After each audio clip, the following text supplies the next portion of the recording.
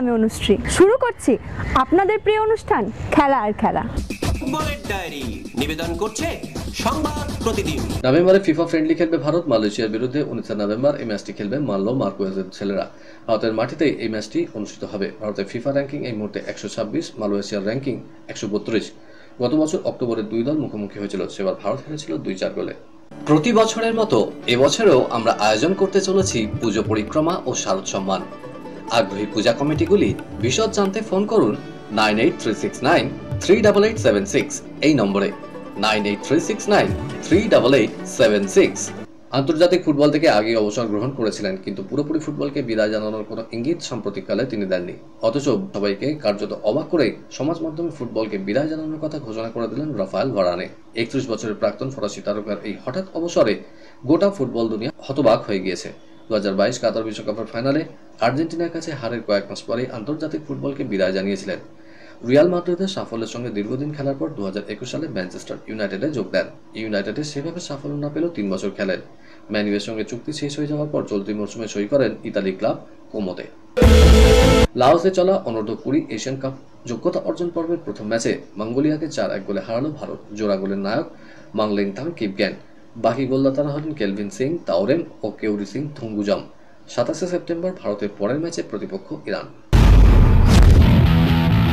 ক্রিকেটের ডায়েরি। গুলে গুলে 632 দিন পর লাল বলের পৃথিবীতে প্রত্যাবর্তন হয়েছিল ঋষভ পন্থের, আর 634 দিনের মাথায় সেঞ্চুরি করে ফেলেন তিনি।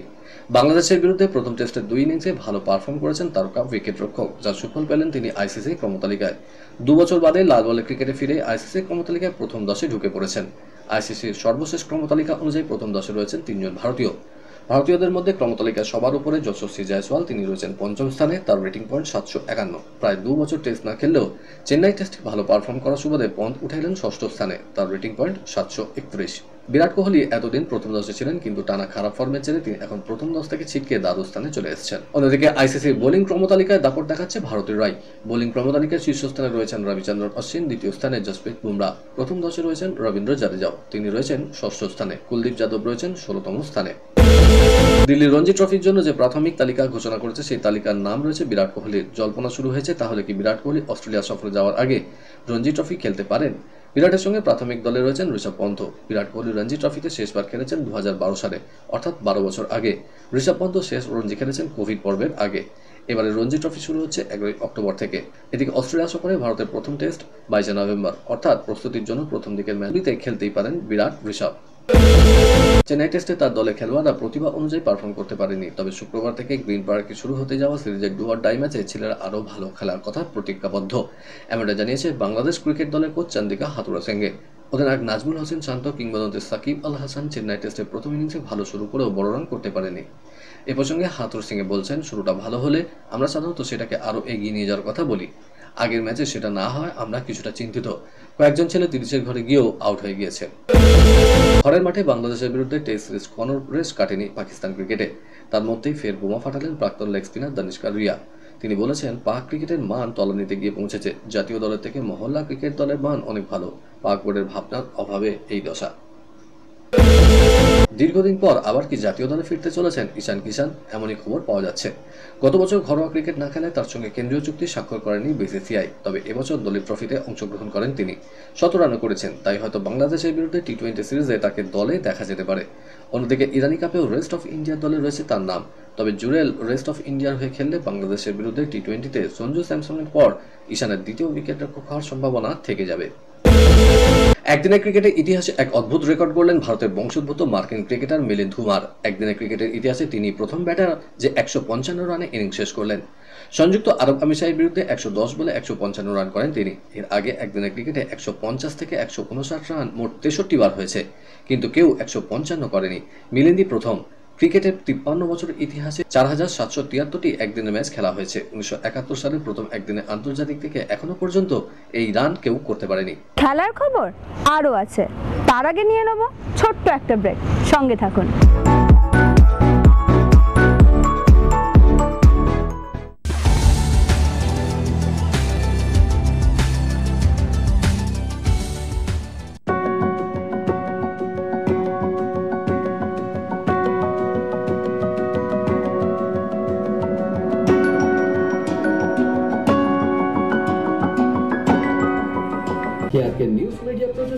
সাপ্তাহিক বিনোদনমূলক অনুষ্ঠান বিনোদন.com দেখুন প্রতি শনিবার ঠিক রাত 10:25 আপনাদের প্রিয় চ্যানেল ভিশনে।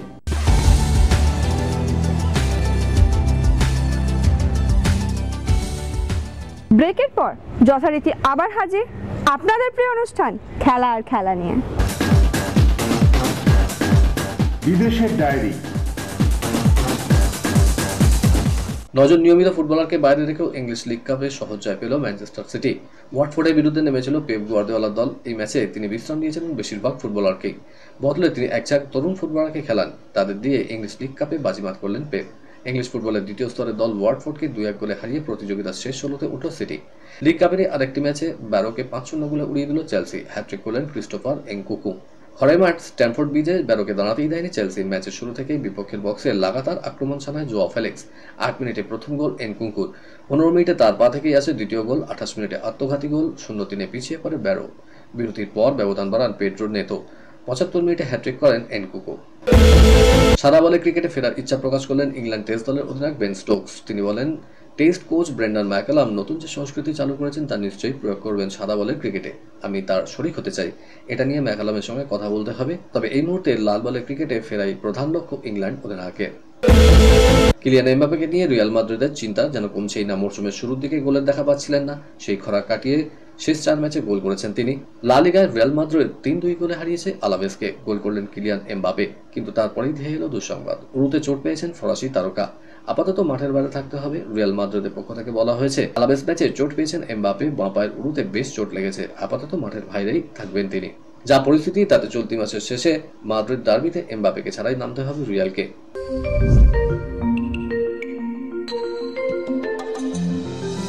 এবার আরও বিপাকে পড়লেন ভেনেস। জাতীয় ডোপ বিরোধী সংস্থা নাডা তাকে শোকজ করে 14 দিনের মধ্যে জবাব তলব করেছে। বিষয়টিকে কেন্দ্র করে জোর বিতর্ক শুরু হয়েছে জাতীয় ক্রীড়াক্ষেত্রে। পাশাপাশি এতে লেগেছে রাজনীতির রঙ। বিনেশ হরিয়ানা বিধানসভা নির্বাচনে কংগ্রেসের প্রার্থী হয়েছেন, তাই তার বিরুদ্ধে প্রতিশোধের রাজনীতি শুরু হয়েছে বলে মনে করছেন কমনওয়েলথ গেমসে পদকজয়ী এই প্রাক্তন কুস্তিগির।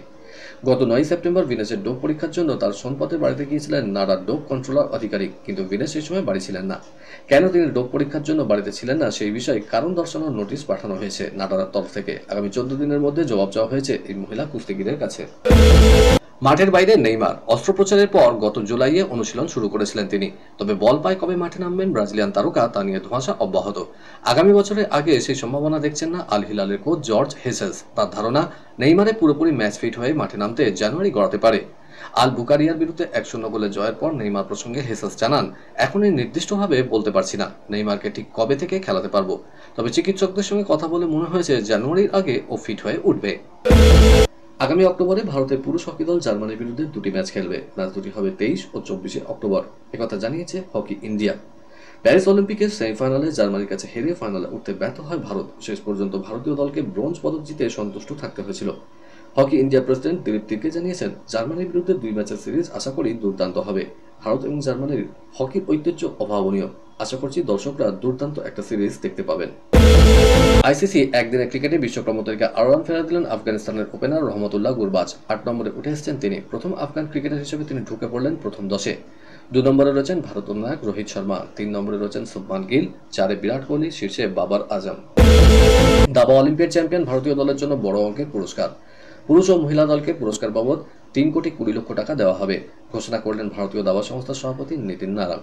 দাবাড়ুদের জন্য 25 লক্ষ এবং কোচেদের জন্য 15 লক্ষ টাকা ধার্য করা হয়েছে। কলকাতার ডায়েরি নিবেদন করছে গুড এজ হসপিটাল।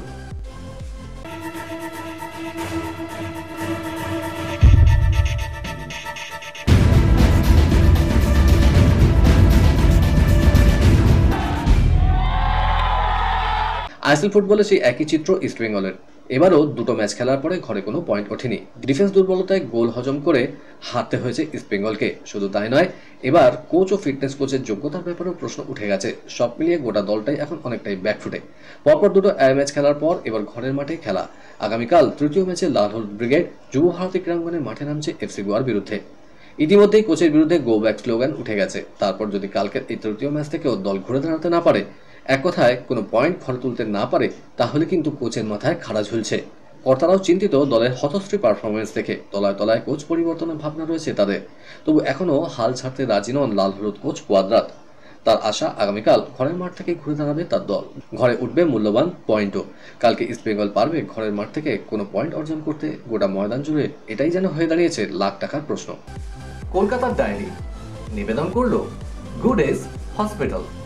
আজ তবে এ পর্যন্তই থাক, আবার দেখা হবে আগামীকাল ঠিক এই সময় এই চ্যানেলে। শুভরাত্রি।